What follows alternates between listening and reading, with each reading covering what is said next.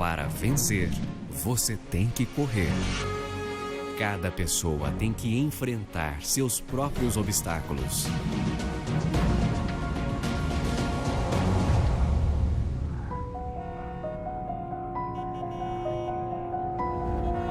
O esporte inspira a vitória e a educação ensina a vencer. Ajude a LBV e invista no futuro de milhares de crianças.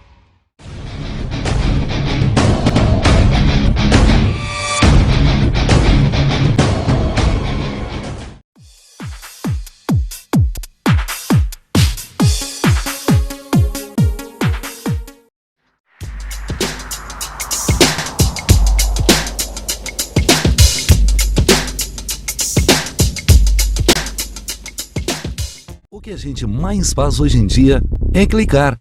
Pena que o destino da maioria desses cliques é esse, o desperdício. Você sabia que apenas um clique pode ajudar a combater a fome no nosso estado? É só acessar cliquealimentos.com.br e dar um rumo mais digno aos seus cliques. A mesa de quem tem fome. Doar pelo Clique Alimentos é gratuito e não demora nem um minuto. Faça a sua parte. Clique para quem precisa. www.cliquealimentos.com.br. Para vencer, você tem que correr. Cada pessoa tem que enfrentar seus próprios obstáculos.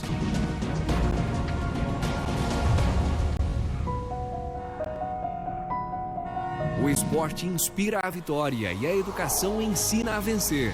Ajude a LBV e invista no futuro de milhares de crianças.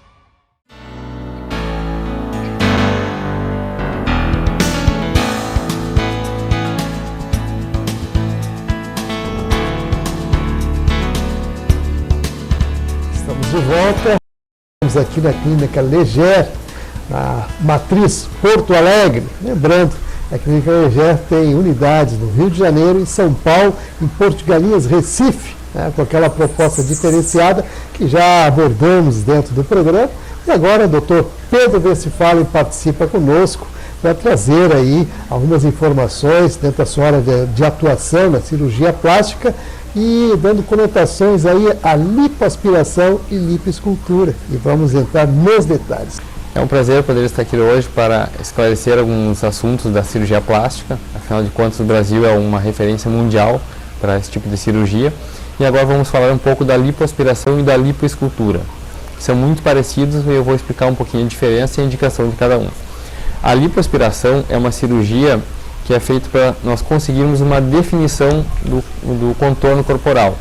É muito importante falar sobre isso, porque não é uma cirurgia para emagrecimento, é uma cirurgia para definição e melhora do contorno corporal. A diferença da lipoaspiração para a lipoescultura, qual é basicamente? A lipoaspiração é para aquelas pacientes que têm um pouquinho de mais gordura, um pouquinho mais tecido adiposo, diferentemente da lipoescultura, que é para aquelas pacientes que têm um pouco mais de gorduras localizadas ou um pouco menos de tecido adiposo. É uma cirurgia bastante realizada hoje, é uma das mais procuradas aqui na clínica e com certeza traz bastante benefícios para as pacientes.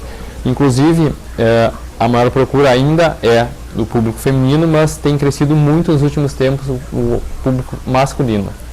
E na questão do procedimento em si, há necessidade de anestesia? De que forma isso acontece? Sim, há necessidade sim.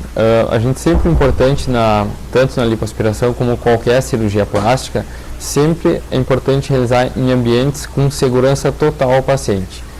Sempre tem que ser feito em ambiente hospitalar ou em alguma clínica que tenha todas as condições adequadas para a segurança do paciente. Normalmente é feita com uma anestesia peridural ou com anestesia geral. A maioria é feita com peridural mais sedação. Um ponto bastante importante de ser abordado na questão da lipoaspiração e da lipoescultura é o quanto de gordura a gente pode tirar. Tá? Nós temos o limite de segurança, que é em torno de 7% do peso corporal. Então a gente não pode passar essa porcentagem para não submeter o paciente a um risco durante a cirurgia e para a recuperação pós-anestésica. Um outro fator importante que é bastante perguntado durante as consultas e que é bastante esclarecedor é se essa gordura pode ser reaproveitada. Pode, a gente pode pegar utilizar uma porcentagem dessa gordura para fazer preenchimento de glúteo durante a mesma cirurgia, para preenchimentos faciais, para melhorar o contorno facial, tudo no mesmo procedimento. Então, uma cirurgia que pode ser associada a esses outros procedimentos juntos. Doutor Pedro, seria interessante a gente falar o tempo que demanda, no caso, a internação e, é claro, o tempo de recuperação também. Normalmente é uma cirurgia que pode ser feita em regime ambulatorial. O que é um regime ambulatorial? O paciente faz a cirurgia, permanece na sala de recuperação, depois do término, em torno de 4 a 8 horas. Quando estiver bem recuperado, pode ir para casa no mesmo dia. Normalmente não necessita internação, exceto alguns casos que se optam em deixar um dia. A maioria é feita em regime ambulatorial mesmo. A necessidade da pessoa parar as suas atividades normais, usuais, do dia a dia, ou ele tem que entrar em repouso, e qual o tempo de repouso? Certo. Normalmente a lipoaspiração e a liposcultura, a gente orienta os primeiros 4 a 7 dias um repouso devido ao procedimento cirúrgico. Mas não é uma cirurgia que demanda muito tempo de repouso. A paciente pode voltar às suas atividades em um período curto de tempo. Não tem como falar em dias porque depende de cada paciente, mas normalmente após a primeira semana a maioria dos pacientes já consegue voltar às suas atividades, se não forem atividades que demandem muita atividade física. E a percepção do procedimento em si, depois de feita a cirurgia, em quanto tempo a paciente passa a perceber os seus resultados, no caso? Certo. Questão da cirurgia, normalmente o primeiro, como qualquer procedimento cirúrgico, ocorre um pouco de inchaço no pós-operatório.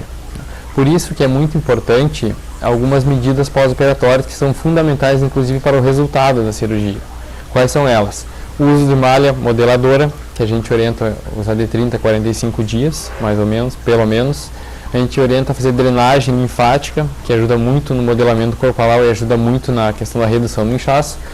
O resultado da cirurgia, já no primeiro mês já se começa a perceber, em torno do terceiro mês já tem uma boa parte do resultado final, e o resultado final mesmo se obtém em torno dos 6 meses. 6 meses? 6 meses. Muito bem, estamos aqui conversando com o Dr. Pedro Westphalen, da Clínica Leger, médico aqui, participando conosco, e agora vamos abordar uma dos procedimentos e técnicas que é muito recorrido pelas mulheres, que é a mamoplastia de aumento. Vamos falar sobre isso, Dr. Pedro. Certo. Juntamente com a lipoaspiração, a mamoplastia de aumento, que nada mais é do que a introdução de uma prótese de silicone, é uma cirurgia bastante realizada, bastante procurada hoje em dia. É uma cirurgia que é bastante segura, é uma cirurgia que leva um tempo cirúrgico reduzido, é um procedimento cirúrgico que pode ser feito em regime ambulatorial também, a paciente pode fazer e ir embora no mesmo dia. As próteses de silicone hoje em dia estão bastante evoluídas, então é uma cirurgia que nos dá bastante segurança também. E a questão alguns mitos da prótese também acho que têm que ser abordados durante a consulta. Entre eles, quais são? Muitas pacientes perguntam se tem que trocar a prótese agora em 10 anos, que nem eram as próteses mais antigas. Hoje em dia, não é a questão da necessidade de troca em 10 anos. Hoje em dia se fala muito na garantia da prótese, que varia de fabricante para fabricante, mas é em torno de 10 anos a garantia. O que é essa garantia da prótese? Se nesse período de 10 anos o paciente tiver algum problema com a prótese do tipo ruptura ou alguma contratura da mama, e for detectado que foi pela prótese o problema, o fornecedor acaba fornecendo uma nova prótese para o paciente sem custo.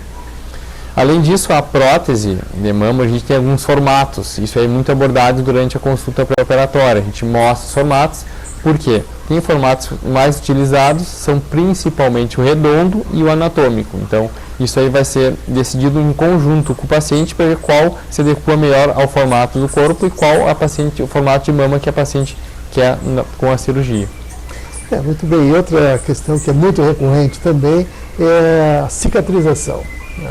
E o que isso realmente representa para a pessoa que submete a uma operação dessas, no caso, né, em termos de resultado. Certo, isso é um ponto muito importante ser abordado. Afinal de contas, muitos pacientes perguntam se fica cicatriz. Com certeza fica, porque qualquer procedimento cirúrgico que for realizado no corpo vai ficar cicatriz, algumas maiores, outras menores.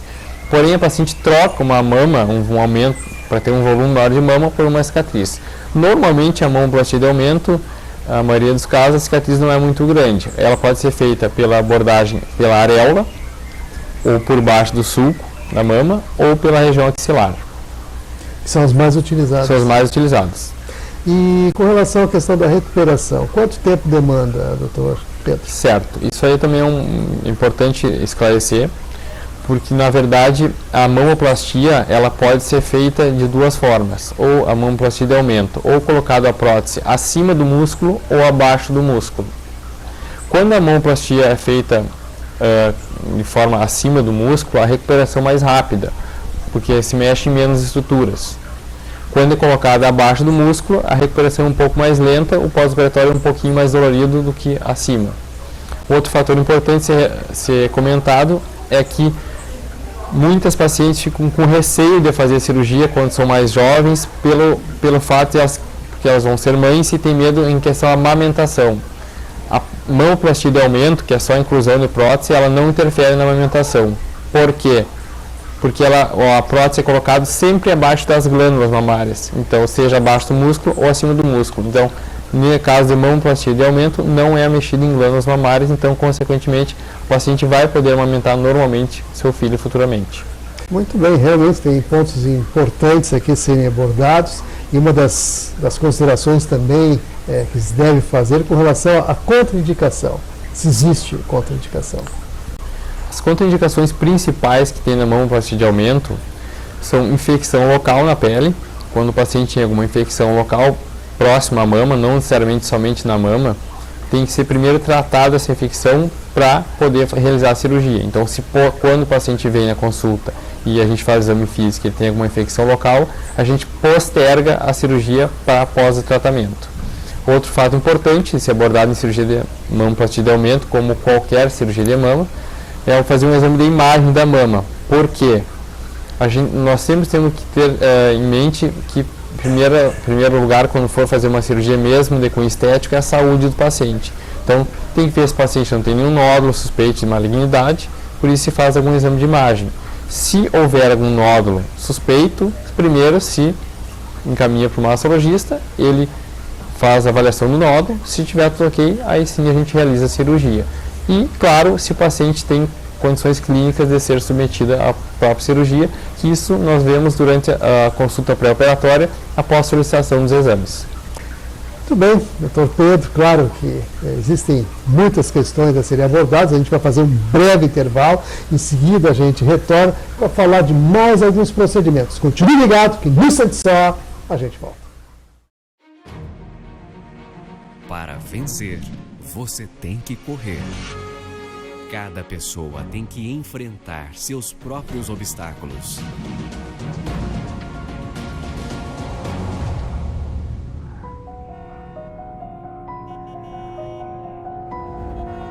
O esporte inspira a vitória e a educação ensina a vencer. Ajude a LBV e invista no futuro de milhares de crianças. Agora eu vou dar real pra vocês. Esse negócio dos magrão e das minas ficar se chapando nos estádios é de antepenúltima categoria. Não empata a tua vida, velho. Droga no campo é bola nas costas, cara. O que adianta o teu time ganhar se fora do campo tu vai ficar com a vida empatada? Droga no estádio não rola. E não me faz te pegar nojo. Deixe pra viajar na alegria do gol e não na ilusão da droga. Droga no estádio não rola.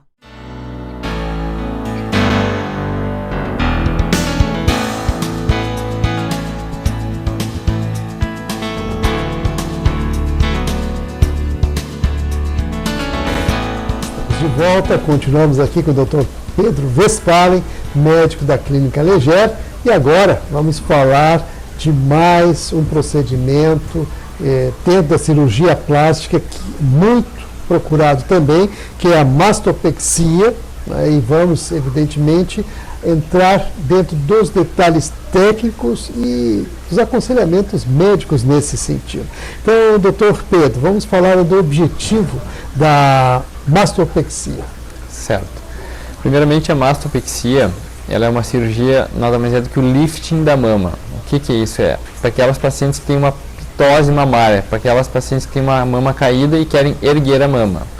Normalmente, a maioria das pacientes que optam por essa cirurgia são pacientes que já amamentaram ou pacientes que tiveram grande perda ponderal grande perda de peso, aquelas pacientes que realizaram a cirurgia bariátrica e, consequentemente, tiveram uma atrofia mamária e a mama acabou cedendo, acabou caindo. Então, elas nos procuram para fazer um lifting para erguer a mama.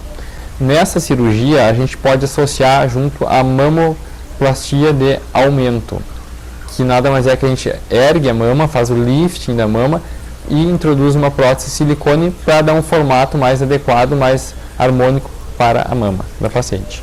Muito bem, e outra questão também que é importante a gente considerar é com relação à anestesia. O que o senhor pode falar sobre a anestesia nesse procedimento? Certo, normalmente a maioria das mastopexias a gente faz utilizando uma RAC ou uma peridural mais uma sedação. A maioria dos nossos procedimentos são realizados dessa forma. E a questão da recuperação? Recuperação, ela vai depender muito de cada paciente. Uma recuperação sempre é uma questão da resposta fisiológica um pouco pessoal. Mas é uma cirurgia que demanda um pouco mais de tempo de recuperação em relação à mamoplastia de aumento. Afinal de contas, é mexido em toda a estrutura da mama. Então, normalmente a gente pega em torno de 2 semanas até poder voltar às suas atividades progressivamente.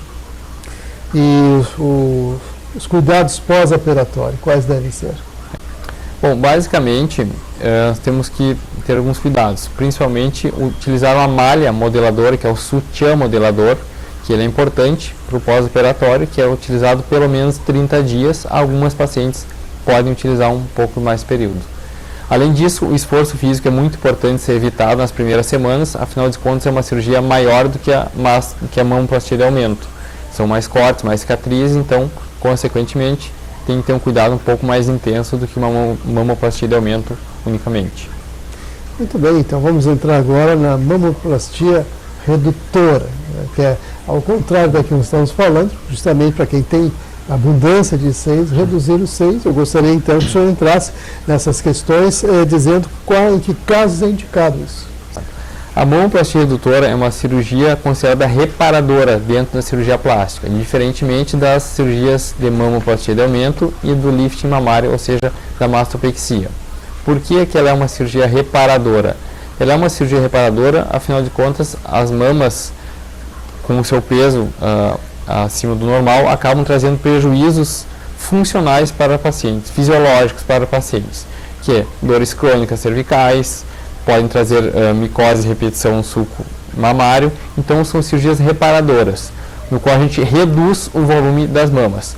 Essa cirurgia, diferentemente da mamoplastia de aumento, ela sim pode interferir na questão da amamentação, afinal de contas é mexido em glândulas e estão retiradas glândulas. Algumas pacientes conseguem amamentar mesmo assim, mas é uma cirurgia que pode interferir futuramente na questão da amamentação.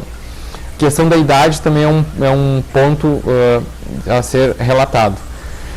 Não tem idade mínima. O que interfere para a indicação cirúrgica nesses casos é principalmente o desenvolvimento mamário, que já tem que estar praticamente a mama desenvolvida para poder ser indicada a cirurgia. Mas o paciente pode ter 15, 16 anos e já com desenvolvimento pronto e que tem indicação cirúrgica. E a questão da cicatrização? As marcas que podem ficar em consequência da operação. Certo. É uma mamoplastia redutora, então, consequentemente, como a mama é muito grande, é mexido em bastante tecido. Consequentemente, as cicatrizes são grandes. Fica ao redor da areola, fica uma cicatriz vertical e fica uma cicatriz em todo o sulco da mama. Aí a extensão vai depender muito do volume da mama. Quanto maior a mama, mais quantidades de cicatrizes. Muito bem, então, Dr. Pedro, vamos entrar assim no outro aspecto muito importante também a considerar, que é a questão da recuperação, tendo em vista, como o senhor já colocou aqui, que é uma cirurgia que demanda mais tempo, ou seja, demanda mais cortes. Certo. A recuperação é um pouco mais longa do que uma mamoplastia de aumento e do que a mastopexia, certo? Porque, conforme foi dito, é mexido em mais estruturas. Então a gente pede 2 a 3 semanas, o paciente mais em repouso, não repouso absoluto, repouso somente parcial. Pacientes que trabalham com atividades que não exijam força, por exemplo, pacientes que trabalham em computador ou algo que não precisa fazer força, podem voltar mais precocemente às suas atividades em torno de 2 semanas. Então demanda um bom tempo. Um bom tempo. Além de toda a questão da utilização de malha modeladora, que é o sutiã modelador, como qualquer outra cirurgia de mama. E quais seriam os riscos dessa cirurgia? Bom, da mamoplastia redutora, uma das principais consequências, vamos dizer assim, é a questão da amamentação que pode interferir. Isso é uma das principais perguntas das pacientes quando vem consultar questionando essa cirurgia. Então tem que ser bem enfático e relatar que pode sim pode ter interferência na amamentação futura. Afinal de contas, muitas pacientes que vêm nos procurar ou são pacientes muito jovens que estão com problemas emocionais pelo tamanho da mama ou problemas funcionais, mas muitas ainda não são mães e têm desejo de serem mães. Muito bem, vamos fazer um breve intervalo. O Dr. Pedro Westphalen continua conosco, trazendo mais informações. Continue! Quem tem mais de 65 anos não pode. Quem tem menos de 18 anos não pode. Mulheres grávidas não podem. Diabéticos não podem.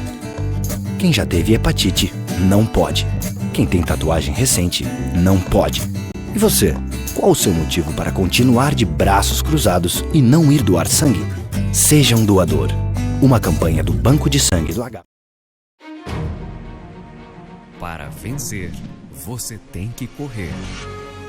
Cada pessoa tem que enfrentar seus próprios obstáculos.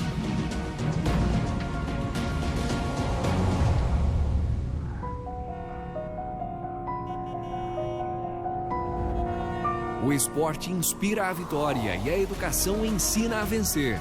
Ajude a LBV e invista no futuro de milhares de crianças.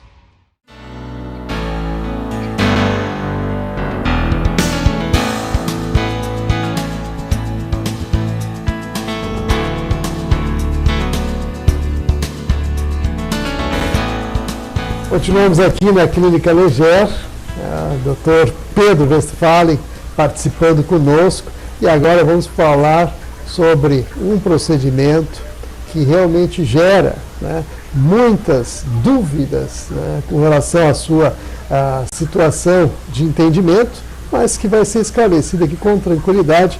Estou falando da bichectomia. Nós vamos saber o que é isso, Dr. Pedro. Bom, a bichectomia nada mais é do que a cirurgia da retirada das bolas de Bichat. Essas bolas de Bichat são acúmulos de gordura nas bochechas. Então, tem pessoas que acabam tendo essas gorduras mais pronunciadas e acabam tendo um formato do rosto um pouco mais redondo. Essas pessoas normalmente chegam na consulta queixando-se que já fizeram dieta, que emagreceram, que estão com o corpo magro, ou fizeram uma lipoescultura ou uma lipoaspiração, estão com o corpo magro, porém o rosto está com um formato arredondado que dá um aspecto de gorda. Nessas pacientes, a gente indica bichectomia, após o exame físico, que é uma cirurgia que acaba dando um afinamento, deixando o rosto mais fino, dando um aspecto mais magro para a paciente. Muito bem, como ela é realizada, Dr. Pedro? Ela pode ser realizada com anestesia local ou com anestesia local mais sedação.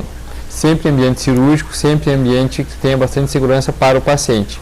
É uma cirurgia que não demora, não tem muito tempo, não demora muito, é em torno de 40 a 60 minutos.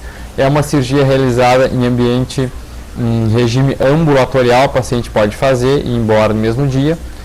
Como qualquer cirurgia, para o resultado tem alguns cuidados específicos pós-operatórios. Como é na região da boca, a gente tem que ter alguns cuidados a mais, como usar um antisséptico bucal, usar antibiótico e anti-inflamatório no pós-operatório. E tem que a paciente também cuidar muito da higiene oral, apesar dessa cirurgia ser realizada por dentro da boca, então não deixando cicatrizes externas, ela requer alguns cuidados, como escovar bastante o dente, principalmente perto da região onde é realizado o corte.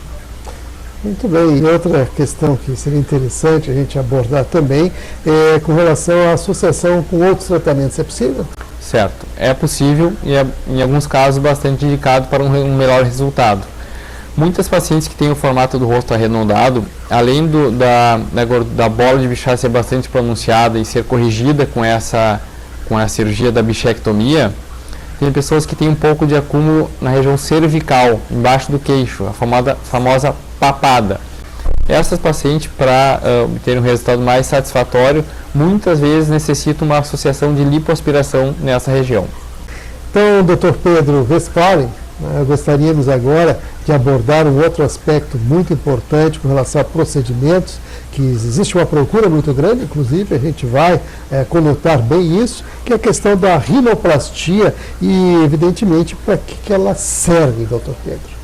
A rinoplastia ela é uma cirurgia que tem algumas divisões. Nós temos a rinoplastia reparadora, na qual se enquadram os pacientes que tiveram algum trauma, alguma fratura nasal, alguma deformidade adquirida no nariz, e temos a rinoplastia estética, que seria aquelas pacientes que chegam no nosso consultório e querem fazer alguma alteração no seu nariz, ou que estão incomodados com a questão do dorso nasal, que nada mais é do que o calombinho no nariz, ou que acham o seu nariz um pouquinho largo, ou querem mexer na ponta nasal. Um fator muito importante ser dito na consulta, nós temos que relatar para o paciente e mostrar as limitações cirúrgicas. Isso é muito importante para o paciente saber a real, o que nós realmente conseguiremos fazer com a cirurgia e quais resultados conseguiremos obter. De fato, é claro que mexer no nariz requer assim, não só habilidade na questão médica, mas um cuidado também pelo aspecto, né, que vai trazer no fim o resultado, porque tem que ser algo proporcional, inclusive, à pessoa. Então, essas situações todas, elas se colocam também dentro de uma outra preocupação, que é a maneira que isso vai ser realizado. Eu gostaria que o senhor explicasse, inclusive dando aquelas informações importantes com relação à anestesia, o tempo que vai demandar a própria reestruturação e a recuperação do paciente. Certo. A cirurgia do nariz, ela pode ser feita de 3 formas, ou com anestesia local, ou com anestesia local mais sedação, ou anestesia geral.